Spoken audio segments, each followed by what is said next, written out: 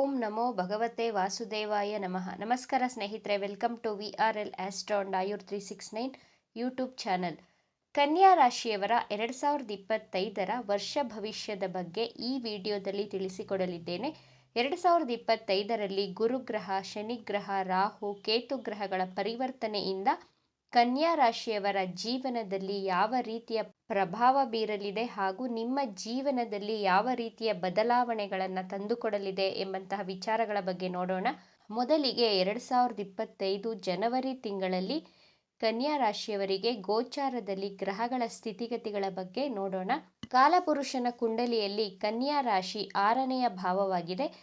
ಕನ್ಯಾ ರಾಶಿಯವರು ಬಹಳ ಪರ್ಫೆಕ್ಷನಿಸ್ಟ್, ಸೂಕ್ಷ್ಮ ಸ್ವಭಾವದವರು, ಬಹಳ ಬುದ್ಧಿವಂತ ಸ್ವಭಾವದವರಾದಂತಹ ಕನ್ಯಾ ರಾಶಿಯವರಿಗೆ 2025ರಲ್ಲಿ ನಿಮ್ಮ ರಾಶ್ಯಾಧಿಪತಿ ಬುಧ ಗ್ರಹ ತೃತೀಯ ಭಾವದಲ್ಲಿ, ಚತುರ್ಥದಲ್ಲಿ ಸೂರ್ಯಗ್ರಹ, 6ನೇ ಭಾವದಲ್ಲಿ ಶುಕ್ರ ಶನಿಗ್ರಹ, ನಿಮ್ಮ ಸಪ್ತಮ ಭಾವದಲ್ಲಿ ರಾಹುಗ್ರಹ, ನವಮ ಭಾವದಲ್ಲಿ ಗುರುಗ್ರಹ, ಲಾಭಸ್ಥಾನದಲ್ಲಿ ಮಂಗಳ ಗ್ರಹ ಸ್ಥಿತವಾಗಿದೆ. ಗುರುಗ್ರಹ ಮೇ 15, 2025ಕ್ಕೆ ನಿಮ್ಮ ನವಮ ಭಾವದಿಂದ ದಶಮ ಭಾವಕ್ಕೆ ಸಂಚಾರವನ್ನು ಮಾಡಲಿದೆ. ಗುರುಗ್ರಹದ ಅನುಗ್ರಹದಿಂದ ಕನ್ಯಾ ರಾಶಿಯವರು ಸಾಲವನ್ನು ಬಹಳ ಬೇಗ ತೀರಿಸುತ್ತೀರಾ. ಕನ್ಯಾ ರಾಶಿಯವರಿಗೆ ರೋಗ, ಋಣ, ಶತ್ರುವಿನ ಬಗ್ಗೆ ಯಾವಾಗಲೂ ಚಿಂತೆ, ಭಯ, ಆತಂಕ ಇದ್ದೇ ಇರುತ್ತದೆ. ಆದರೆ 2025ರಲ್ಲಿ ನಿಮ್ಮ ಸಾಲಗಳನ್ನು ತೀರಿಸಿ ನೆಮ್ಮದಿಯಾಗಿರುವಂತಹ ವರ್ಷವಾಗಿದೆ.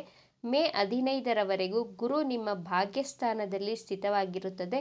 ನಿಮಗೆ ಡೀಪ್ ನಾಲೆಡ್ಜನ್ನು ಕೊಡುತ್ತಾರೆ. ಗುರುಗ್ರಹ ದೊಡ್ಡ ದೊಡ್ಡ ಜ್ಞಾನಿಗಳ ಪರಿಚಯವನ್ನು ಮಾಡಿಸಿಕೊಡ್ತಾರೆ. ನಿಮ್ಮ ಲೈಫಲ್ಲಿ ಒಳ್ಳೆ ಸಲಹೆ, ಮಾರ್ಗದರ್ಶನಗಳನ್ನು ನೀಡುವಂತಹ ಗುರುಗಳು ನಿಮಗೆ ಸಿಗುತ್ತಾರೆ.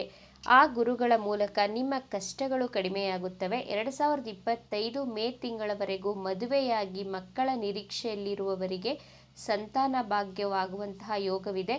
ಗುರುವಿನ ದೃಷ್ಟಿ ನಿಮ್ಮ ಪಂಚಮ ಭಾವದ ಮೇಲಿದೆ. ಸಂತಾನಕಾರಕ ಗುರುಗ್ರಹ ಸಂತಾನ ಭಾವದ ಮೇಲೆ ದೃಷ್ಟಿಸುತ್ತಿರುವುದರಿಂದ ಕನ್ಯಾ ರಾಶಿಯವರಿಗೆ ಸಂತಾನ ಯೋಗವಿದೆ.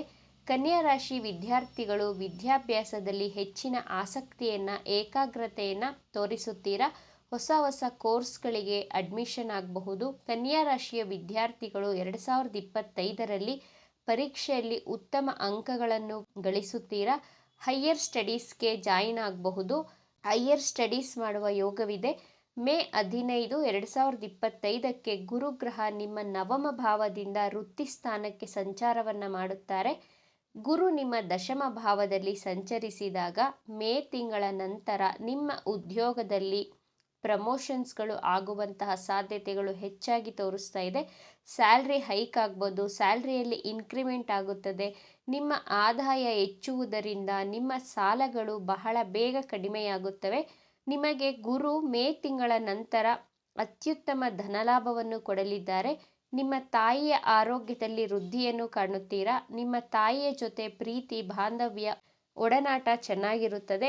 ಗುರುವಿನ ದೃಷ್ಟಿ ನಿಮ್ಮ 6ನೇ ಭಾವದ ಮೇಲೆ ಬೀಳುವುದರಿಂದ 6ನೆಯ ಭಾವ ಅಂದರೆ ರೋಗ, ಋಣ, ಶತ್ರು, ಕಾಂಪಿಟೇಷನ್ ಭಾವ ಎಂದು ಸಹ ಕರೆಯಬಹುದು. ನಿಮಗೆ ಮೇ ತಿಂಗಳ ನಂತರ ವೃದ್ಧಿಯನ್ನು ಕಾಣುತ್ತೀರಾ. ಆದರೆ ಹೆಚ್ಚು ಲೋನ್ಗಳನ್ನು ತೆಗೆದುಕೊಳ್ಳೋದಕ್ಕೆ ಹೋಗಬೇಡಿ. ಶತ್ರುಗಳ ವಿರುದ್ಧ ಜಯವನ್ನು ಗಳಿಸುತ್ತೀರಾ. ಕೋರ್ಟಲ್ಲಿ ಕೇಸ್ಗಳು ನಡೆಯುತ್ತಿದ್ದರೆ 2025ರಲ್ಲಿ ನಿಮಗೆ ಜಯ ಸಿಗುವಂತಹ ಸಾಧ್ಯತೆಗಳು ಹೆಚ್ಚಾಗಿ ತೋರಿಸ್ತಾ ಇದೆ. ಗುರುವಿನ ದೃಷ್ಟಿ ನಿಮ್ಮ ದ್ವಿತೀಯ ಭಾವದ ಮೇಲೆ ಬೀಳುತ್ತಿರುವುದರಿಂದ ನಿಮ್ಮ ಕಮ್ಯುನಿಕೇಷನ್ ಸ್ಕಿಲ್ಸ್ ಇಂಪ್ರೂವ್ಮೆಂಟ್ ಆಗುತ್ತದೆ. ಕನ್ಯಾ ರಾಶಿಯವರು ಮೊದಲೇ ಗುಡ್ ಕಮ್ಯುನಿಕೇಷನ್ ಸ್ಕಿಲ್ಸ್ ಉಳ್ಳವರು. 2025ರಲ್ಲಿ ಗುರುವಿನ ಅನುಗ್ರಹದಿಂದ ನಿಮ್ಮ ಕಮ್ಯುನಿಕೇಷನ್ ಸ್ಕಿಲ್ಸನ್ನು ಮತ್ತಷ್ಟು ಇಂಪ್ರೂವ್ ಮಾಡಿಕೊಳ್ಳಬಹುದು. ಕೌನ್ಸಿಲಿಂಗ್ ಫೀಲ್ಡಲ್ಲಿ ಇರುವವರಿಗೆ ಹೆಚ್ಚು ಧನಲಾಭ ಹಾಗೂ ಸಕ್ಸಸ್ಸನ್ನು ತೋರಿಸ್ತಾ ಇದೆ. ಕನ್ಯಾ ರಾಶಿಯವರ ಆರೋಗ್ಯದ ವಿಚಾರಕ್ಕೆ ಬಂದರೆ, ಕನ್ಯಾ ರಾಶಿಯವರಿಗೆ 2025ರಲ್ಲಿ ಗುರುವಿನ ದೃಷ್ಟಿ 6ನೇ ಭಾವಕ್ಕೆ ಬೀಳುತ್ತಿರುವುದರಿಂದ ಡೈಜೆಷನ್ ಇಶ್ಯೂಸ್ ಬರಬಹುದು, ಲಿವರ್ ರಿಲೇಟೆಡ್ ಹೆಲ್ತ್ ಇಶ್ಯೂಸ್ ಬರಬಹುದು. ಆದ್ದರಿಂದ ಆರೋಗ್ಯಕರ ಆಹಾರ ಸೇವನೆಯ ಕಡೆ ನಿಮ್ಮ ಗಮನವನ್ನು ಕೊಡಬೇಕಾಗುತ್ತೆ. ಕನ್ಯಾ ರಾಶಿಯವರಿಗೆ 2025ರಲ್ಲಿ ಶನಿಗ್ರಹದ ಪರಿವರ್ತನೆಯಿಂದ ನಿಮ್ಮ ಜೀವನದಲ್ಲಿ ಯಾವ ರೀತಿಯ ಬದಲಾವಣೆಗಳು ಆಗಲಿದೆ ಅಂತ ನೋಡೋಣ. ಶನಿಗ್ರಹ ಮಾರ್ಚ್ 30, 2025ಕ್ಕೆ ನಿಮ್ಮ 6ನೇ ಭಾವದಿಂದ 7ನೇ ಭಾವ ಸಂಚಾರ ಮಾಡುತ್ತದೆ. ಮಾರ್ಚ್ 30ರವರೆಗೂ ನಿಮ್ಮ ಶತ್ರುಗಳ ವಿರುದ್ಧ ವಿನ್ ಆಗ್ತೀರಾ. ನಿಮ್ಮ ವಿರುದ್ಧ ಕೋರ್ಟಲ್ಲಿ ಕೇಸ್ಗಳಿದ್ದರೆ ಜಯ ನಿಮ್ಮದೇ. ಧಾರ್ಮಿಕ ಯಾತ್ರೆ ಮಾಡುವಂತಹ ಯೋಗವಿದೆ. ಲಾಂಗ್ ಟ್ರಾವೆಲ್ಗಳನ್ನು ಮಾಡುತ್ತೀರಾ. ಮಾರ್ಚ್ ತಿಂಗಳ ಒಳಗೆ ಇಂಪೋರ್ಟ್ ಮತ್ತು ಎಕ್ಸ್ಪೋರ್ಟ್ ಬಿಸ್ನೆಸ್ ಮಾಡುತ್ತಿರುವವರಿಗೆ ಹೆಚ್ಚಿನ ಧನಲಾಭವಾಗಲಿದೆ. ಫಾರಿನ್ ಟ್ರಾವೆಲ್ಗಳನ್ನು ಮಾಡುವಂತಹ ಯೋಗವಿದೆ. ಶನಿ ಗ್ರಹ ಮಾರ್ಚ್ 30ಕ್ಕೆ ನಿಮ್ಮ ಸಪ್ತಮ ಭಾವದಲ್ಲಿ ಸಂಚಾರ ಮಾಡಿದಾಗ ನಿಮ್ಮ ಜೀವನ ಸಂಗಾತಿ ಹೆಚ್ಚು ಹಠ ಮಾಡುತ್ತಾರೆ.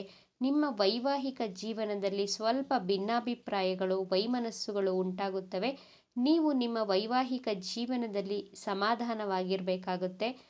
ತಂದೆಯ ಜೊತೆ ಆರ್ಗ್ಯುಮೆಂಟ್ ಆಗುವಂತಹ ಸಾಧ್ಯತೆಗಳು ತೋರಿಸ್ತಾ ಇದೆ. ಆದ್ದರಿಂದ ನಿಮ್ಮ ತಂದೆಯವರ ಜೊತೆ ಅನಾವಶ್ಯಕ ವಾದಗಳನ್ನು ಮಾಡಬೇಡಿ. ಆದರೆ ಕನ್ಯಾ ರಾಶಿಯವರು ನಿಮ್ಮ ಬಿಸ್ನೆಸ್ಸಲ್ಲಿ ಹೆಚ್ಚಿನ ಸಮಯವನ್ನು ಕೊಟ್ಟರೆ, ಯಾಕಂದರೆ ಶನಿ ಸಪ್ತಮ ಭಾವದಲ್ಲಿರುವುದರಿಂದ ಶನಿ ಗ್ರಹ ಎಲ್ಲಿ ಸ್ಥಿತವಾಗಿರುತ್ತದೋ ಅಲ್ಲಿ ನಮ್ಮ ಎನರ್ಜಿಯನ್ನು, ನಮ್ಮ ಎಫರ್ಟನ್ನು ಹೆಚ್ಚು ಹಾಕಬೇಕಾಗುತ್ತೆ. ಆದ್ದರಿಂದ ನೀವು ಬಿಸ್ನೆಸ್ಸಲ್ಲಿ ಹಾರ್ಡ್ ವರ್ಕ್ ಎಷ್ಟು ಮಾಡ್ತೀರೋ ಅಷ್ಟು ಉತ್ತಮ ಧನಲಾಭವನ್ನು ಶನಿ ಗ್ರಹ ತಂದುಕೊಡಲಿದ್ದಾರೆ. ಕನ್ಯಾ ರಾಶಿಯವರಿಗೆ 2025ರಲ್ಲಿ ರಾಹು ಕೇತು ಗ್ರಹದ ಪರಿವರ್ತನೆಯಿಂದಾಗುವಂತಹ ಫಲಗಳನ್ನು ನೋಡೋಣ. ರಾಹು ಮೇ 18, 2025ಕ್ಕೆ ಸಪ್ತಮ ಭಾವದಿಂದ 6ನೇ ಭಾವಕ್ಕೆ ಸಂಚಾರ ಮಾಡಲಿದೆ. ಕೇತು ನಿಮ್ಮ ಲಗ್ನದಿಂದ ನಿಮ್ಮ ದ್ವಾದಶ ಭಾವಕ್ಕೆ ಹಿಮ್ಮುಖವಾಗಿ ಚಲಿಸುತ್ತದೆ. ರಾಹು ಕೇತುಗಳು ಯಾವಾಗಲೂ ಹಿಂದಕ್ಕೆ ಸಂಚಾರ ಮಾಡುತ್ತಾರೆ. ಮೇ 18ರವರೆಗೂ ನಿಮ್ಮ ವೈವಾಹಿಕ ಜೀವನದಲ್ಲಿ ರಾಹು ಗ್ರಹ ಅನುಮಾನಗಳನ್ನು, ವೈಮನಸ್ಸುಗಳನ್ನು ತಂದುಕೊಡ್ತಾರೆ. ಮೇ 18ರ ನಂತರ ರಾಹು 6ನೇ ಭಾವಕ್ಕೆ ಬದಲಾವಣೆ ಆದಾಗ ನೀವು ರೋಗ, ಋಣ, ಶತ್ರುಗಳ ವಿರುದ್ಧ ಜಯ ಗಳಿಸುತ್ತೀರಾ. ನಿಮಗೆ ತೊಂದರೆ ಕೊಡುತ್ತಿದ್ದಂತಹ ಹಿತಶತ್ರುಗಳು, ಗುಪ್ತ ಶತ್ರುಗಳು ಎಲ್ಲರೂ ಸೈಲೆಂಟ್ ಆಗಿರುತ್ತಾರೆ. ನಿಮ್ಮ ಸಾಲಗಳು ಕಡಿಮೆಯಾಗುತ್ತವೆ. ಕೇತು ನಿಮ್ಮ 12ನೇ ಭಾವಕ್ಕೆ ಸಂಚಾರ ಮಾಡಿದಾಗ ನಿಮ್ಮಲ್ಲಿ ಆಧ್ಯಾತ್ಮಿಕ ಚಿಂತನೆಗಳನ್ನು ಕೊಡುತ್ತಾರೆ. ನೀವು ಬಹಳ ಸ್ಪಿರಿಚುಯಲ್ ಆಗಿರ್ತೀರ. ಈ ಟೈಮ್ ಪೀರಿಯಡಲ್ಲಿ ಕೇತು ಗ್ರಹಕ್ಕೆ 12ನೇ ಭಾವ ಮೋಕ್ಷ ಸ್ಥಾನವಾಗಿದೆ. ಈ ಟೈಮ್ ಪೀರಿಯಡಲ್ಲಿ ದೇವರು, ಆಧ್ಯಾತ್ಮಿಕ, ಮೋಕ್ಷದ ಕಡೆ ನಿಮ್ಮ ಚಿಂತನೆಗಳು ಹೆಚ್ಚಾಗುತ್ತದೆ. ನಿಮ್ಮ ಜಾಬ್ ಹಾಗೂ ಬಿಸ್ನೆಸ್ಸಲ್ಲಿ ಹೆಚ್ಚು ಧನಲಾಭ ಗಳಿಸಲು ಬುಧನ ಬೀಜ ಮಂತ್ರವನ್ನು ಪ್ರತಿನಿತ್ಯ ಪಠಿಸಬೇಕಾಗುತ್ತದೆ. ಮಂತ್ರ ಹೀಗಿದೆ: ಓಂ ಬ್ರಾಂ ಬ್ರೀಂ ಬ್ರೌಂ ಸಹ ಬುಧಾಯ ನಮಃ. ಈ ಮಂತ್ರವನ್ನು ಪ್ರತಿನಿತ್ಯ 21 ಬಾರಿ ಪಠಿಸುತ್ತಾ ಬನ್ನಿ. ಪಕ್ಷಿಗಳಿಗೆ ಧಾನ್ಯಗಳನ್ನು ಹಾಗೂ ನೀರನ್ನು ಕೊಡಿ. ಇವಿಷ್ಟು ವಿಚಾರಗಳು ನಿಮಗೆ ಇಷ್ಟ ಆಗಿದೆ ಅಂತ ಭಾವಿಸ್ತಾ ಇದ್ದೇನೆ. ಇಷ್ಟ ಆಗಿದ್ದರೆ ನಮ್ಮ ಚಾನಲನ್ನು ತಪ್ಪದೇ ಸಬ್ಸ್ಕ್ರೈಬ್ ಮಾಡ್ಕೊಳ್ಳಿ. ಈ ವಿಡಿಯೋಗೆ ಒಂದು ಲೈಕ್ ಕೊಡೋದನ್ನು ಮರಿಬೇಡಿ. ಈ ವಿಡಿಯೋವನ್ನು ನಿಮ್ಮ ಫ್ರೆಂಡ್ಸ್ ಆ್ಯಂಡ್ ಫ್ಯಾಮಿಲಿ ಗ್ರೂಪಲ್ಲಿ ಹೆಚ್ಚು ಶೇರ್ ಮಾಡಿ. ನಿಮ್ಮ ಅಭಿಪ್ರಾಯಗಳನ್ನು ತಪ್ಪದೇ ಕಮೆಂಟ್ ಮಾಡಿ. Thank you friends.